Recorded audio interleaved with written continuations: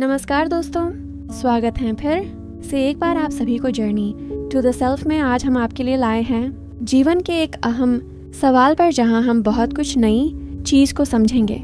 अच्छा, क्या आपने कभी रुककर ये सोचा है कि सोचना वास्तव में क्या है जो हम हर पल करते हैं? वो विचार कहाँ से आते हैं? क्या विचार किसी नई चीज से जन्म लेते हैं या वे बस हमारे पुराने अनुभवों और यादों की रिवीजन है? अगर हर विचार स्मृति से आता है तो क्या विचार कभी नया हो सकता है? और अगर नहीं तो क्या हम सच में कुछ नया देख पा रहे हैं या बस अतीत को दोहराते जा रहे हैं? क्या विचार और समय एक ही चीज है? क्या मन हमेशा ये नहीं कहता है मैं अभी ऐसा नहीं हूँ लेकिन एक दिन बन जाऊंगा? क्या यह बनने की प्रक्रिया ही समय का भ्रम है? सबसे बड़ा सवाल यह है कि बुद्धि क्या है? मन में डर यानी तुलना, ईर्ष्या और आदतें, ये सब कहाँ से जन्म लेते हैं? क्या समझ विचार से आती है या कोई ऐसी चीज है जिससे हम में से ज्यादा लोग अनजान हैं? इन सब चीजों से और कैद है एक बड़े जेल में।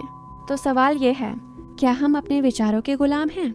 क्या हम उसे देख सकते हैं बिना उसके गुलाम बने? क्या हम इन सब गुलामी से आजाद हो सकते हैं? कैसे मुमकिन है? तो चलिए अब हम इन सवालों को एक एक करके समझते हैं और चलते हैं इनके जड़ तक एक खूबसूरत दृष्टिकोण से इसे समझने का प्रयास करते हैं। क्या आपने कभी अपने भीतर झांक कर यह पूछा है, विचार क्या है? वो जो हर पल चल रहा है हमारे भीतर, एक के बाद एक विचार जैसे लहरें किनारे से टकराती रहती हैं। क्या आपने कभी देखा है कि ये विचार कहाँ से आते हैं? क्या वे अचानक आ जाते हैं या उनके पीछे कोई कारण होता है? अगर आप थोड़ी देर रुकें, थोड़ी सजगता से अपने मन को देखें, तो पाएंगे हर विचार किसी स्मृति, किसी अनुभव या किसी ज्ञान से जन्म लेता है। आप किसी बात को सुनते हैं, कोई दृश्य देखते हैं, कोई अनुभव जीते हैं, वह सब आपके मस्तिष्क में एक छाप छोड़ जाते हैं और जब फिर से कुछ वैसा होता है, वह छाप सक्रिय हो जाती है और आप सोचते हैं।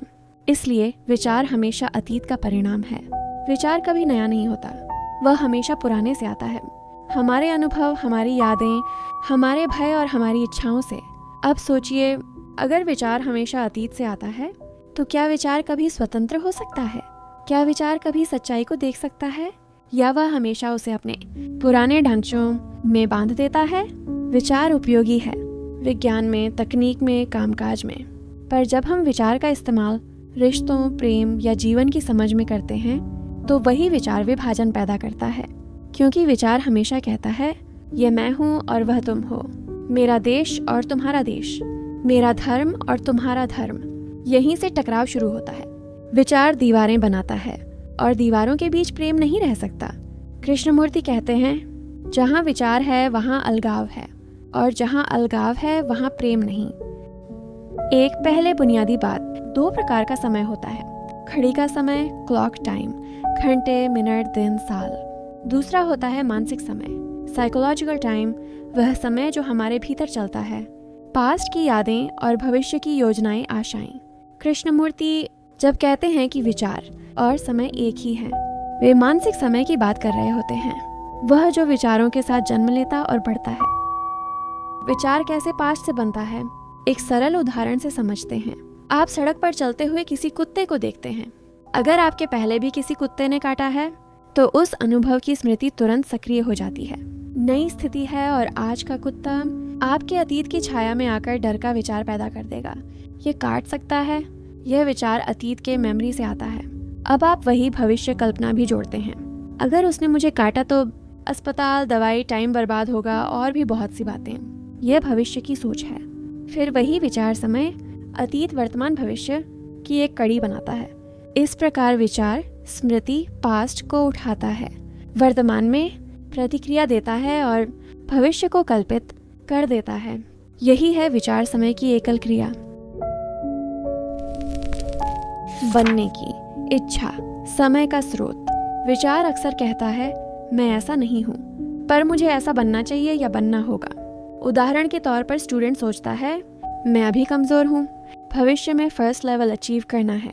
यह मैं बनने की इच्छा ही मानसिक समय को जन्म देती है, क्योंकि वह अभी के अनुभव को नकार कर भविष्य में एक दूसरे रूप की कल्पना लगा देता है। इस क्रिया में अतीत का जो सबक होता है या भय प्रेरक बनते हैं। वर्तमान को असंतोष समझकर बदलने की चाह पैदा होती है। इस तरह से भविष्य कल्पना क्या होगा या किस तरह बनेंगे लगातार चलती रहती है। कृष्णमूर्ति का कहना यही समय विचार का चक्र है और इसी में मन फंसा रहता है। सवाल है, विचार समय में कैसे अलगाव और द्वंद्व पैदा करता है। उदाहरण के तौर पर रिश्ते में झगड़ा, एक साथी ने पुराना दर्द या किसी पुराने अनुभव को याद किया, विचार में फिर वही पुरानी नाखुशी आई, वह विचार तुरंत भविष्य कल्पना से जुड़ गया। अगर उसने फिर ऐसा किया तो मैं छोड़ दूंगा या नफरत करूंगा। यहाँ विचार ने अतीत से उठकर भविष्य में एक विरोधाभास खड़ा कर दिया। इस अलगाव की जड़ है विचार का समय चालित होना। विचार पुरानी बातों को लेकर भविष्य का पॉसिबल रिजल्ट जोड़ता है और मन द्वंद्व में उलझता है।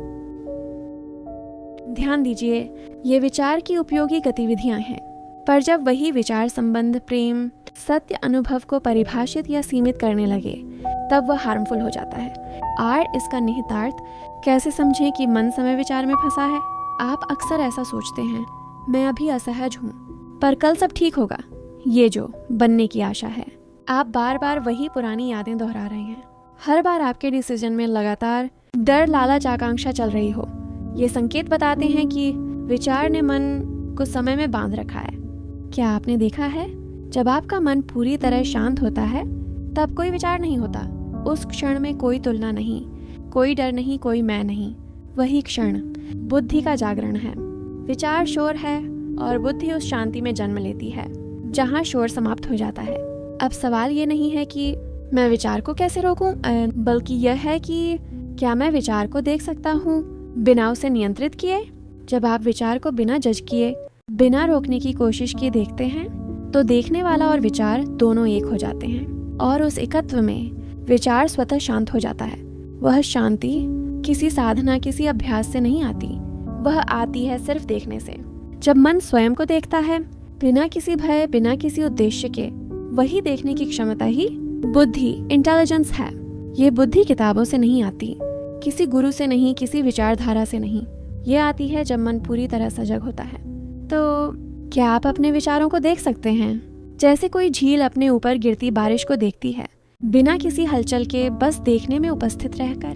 क्योंकि जहाँ देखने की यह स्पष्टता आती है वहीं से सच्ची आजादी, सच्चा प्रेम और सच्ची बुद्धि प्रकट होती है। विचार की प्रकृति को समझना अपने अस्तित्व को समझना है, और जब आप स्वयं को समझ लेते हैं तब सब प्रश्न समाप्त हो जाते हैं। अब सवाल है कि इस तरह जीने से क्या होता है, यानी जहां हम विचार, समय और संस्कारों की जकड़ से मुक्त होकर सजग, अवेयर होकर जीवन जीते हैं। हर इंसान का स्वभाव होता है कि कार्य करने से पहले उसके परिणाम यानी रिजल्ट को जानने की चाह शुरू हो जाती है। मैं आपको बता दूं, यही असली परिवर्तन, ट्रांसफॉर्मेशन है। चलिए इसे समझते हैं। पहला, जब मन विचार समय से मुक्त होता है तब शांति खुद से आती है। कृष्णमूर्ति कहते हैं, जब मन शांत होता है तब शांति को लाना नहीं पड़ता, वह होती ही है। जब मन अब हर पल अतीत और भविष्य की दौड़ में नहीं है तो उसमें स्वाभाविक रूप से स्थिरता, स्टिलनेस आ जाती है। वह स्थिरता किसी साधना या अभ्यास से नहीं आती, बल्कि देखने की पूर्ण सजगता, अवेयरनेस से आती है। जब आप अपने विचारों, भावनाओं और प्रतिक्रियाओं को बिना उन्हें बदलने की कोशिश की देखते हैं तब मन में कोई संघर्ष नहीं बचता, और जहाँ संघर्ष नहीं वहीं सच्ची शांति है। दूसरा यह है कि सारे अलगाव खत्म हो जाता है, मैं और तुम की दीवार गिर जाती है। कृष्णमूर्ति कहते हैं, जहाँ विचार समाप्त होता है वहाँ मैं समाप्त होता है। विचार ही मैं को बनाए रखता है, मेरे अनुभव, मेरी पहचान, मेरा धर्म, मेरा दुख। जब आप विचार की प्रकृति को देख लेते हैं तो यह मैं की भावना धीरे धीरे खोखली पड़ने लगती है। तब जीवन में एक गहरी एकता का अनुभव होता है। आप पेड़, नदी, पक्षी, इंसान सब में अपनेपन को महसूस करते हैं। ये कोई कल्पना नहीं होता है, बल्कि सच्चा अनुभव होता है। वहीं से प्रेम जन्म लेता है, जो न किसी चाह पर टिका है, न किसी भय पर। तीसरा यह है कि डर और दुख की जड़ सूख जाती है। कृष्णमूर्ति कहते हैं, हम डरते हैं क्योंकि हम कल्पना करते हैं, कल क्या होगा, मुझसे कुछ छिन गया तो मुझे चोट पहुंचेगी। ये सब विचार से उपजा हुआ समय है, भविष्य की इमेजिनेशन। जब मन वर्तमान में जीना सीखता है, विचार और समय से अलग होकर, तो डर की वह जड़ ही सूख जाती है। और जब डर नहीं, तब दुख को पकड़ने वाला मन भी नहीं। आप में एक गहरी हल्कापन आ जाता है, जैसे किसी ने भीतर की जंजीरें खोल दी हों। 4th ये है कि मन में स्वाभाविक करुणा, कंपैशन, जागती है। कृष्णमूर्ति के शब्दों में करुणा कोई भावना नहीं बल्कि समझ का परिणाम है। जब आप स्वयं को बिना जजमेंट के देखते हैं तो आप दूसरों को भी वैसे ही देखने लगते हैं, बिना तुलना, बिना अपेक्षा। ये समझ अपने आप दयालुता में बदल जाती है। तब आप किसी की मदद कर्तव्य समझकर नहीं करते, बल्कि इसलिए कि आप दूसरे में भी वही जीवन देखते हैं जो आपके भीतर धड़क रहा है। 5th ये है जीवन में सहज बुद्धि, इंटेलिजेंस प्रकट होती है। कृष्णमूर्ति हमेशा कहते थे, विचार ज्ञान है, पर बुद्धि तब आती है जब मन बिल्कुल शांत होता है। जब विचार शांत हो जाता है तो मन में जगह बनती है देखने की, समझने की, सृजन की। ये वही बुद्धि है जो हर क्षण नई होती है, जो किसी किताब, धर्म या व्यक्ति से नहीं आती। ये वही बुद्धि है जो सही कार्य को बिना सोचे कराती है। तब जीवन में कोई उलझन नहीं रहती, क्योंकि हर क्षण स्वयं उत्तर देता है। ऐसे जीवन का अनुभव कैसा होता है? अगर सरल शब्दों में कहें तो ऐसा जीना किसी सिद्ध जैसा नहीं होता, बल्कि बहुत सामान्य, सिंपल और सजीव अनुभव होता है। आप देख रहे होते हैं पर भीतर कोई भार नहीं होता। आप बोल रहे होते हैं पर कोई भूमिका नहीं निभा रहे। आप दुख भी देखते हैं पर उसमें डूबते नहीं। हर चीज को वैसा ही देखने की क्षमता आती है जैसी वह है, बिना रंग, बिना व्याख्या। वही सच्ची आजादी है। और कृष्णमूर्ति कहते हैं, यही है धर्म, किसी संस्था, किसी विचारधारा का नहीं, बल्कि जीने का धर्म। कृष्णमूर्ति अंत में कहते हैं, जब आप विचार और समय के परे जीना सीख जाते हैं तब जीवन कोई समस्या नहीं रह जाता। तब जीवन एक चमत्कार बन जाता है, हर क्षण नया, ताज़ा और अनंत। तो दोस्तों, जब हम विचार और समय की सीमाओं को समझना शुरू करते हैं तो जीवन कोई पहेली नहीं रह जाता, बल्कि एक जीता जागता रहस्य बन जाता है। हर पल नया, हर अनुभव जीवित। अब सवाल ये है, क्या बिना किसी संस्कार, बिना किसी डर के ऐसा जीवन सच में जिया जा सकता है? क्या मन पूरी तरह मुक्त हो सकता है? इसी पर बात करेंगे अपने अगले वीडियो में। क्या संस्कारों से आज़ादी के बिना प्रेम संभव है? अगर इन तमाम बात आपके दिल को छू रही है तो इस यात्रा में आप हमारे साथ बने रहिए, क्योंकि समझ की यह राह, यही असली ध्यान है। मिलते हैं एक खूबसूरत सी नई वीडियो में एक दिलचस्प प्रश्न के साथ। तब तक लिए आप स्वयं को जानने का प्रयास करते रहे। आप सभी का बहुत बहुत धन्यवाद।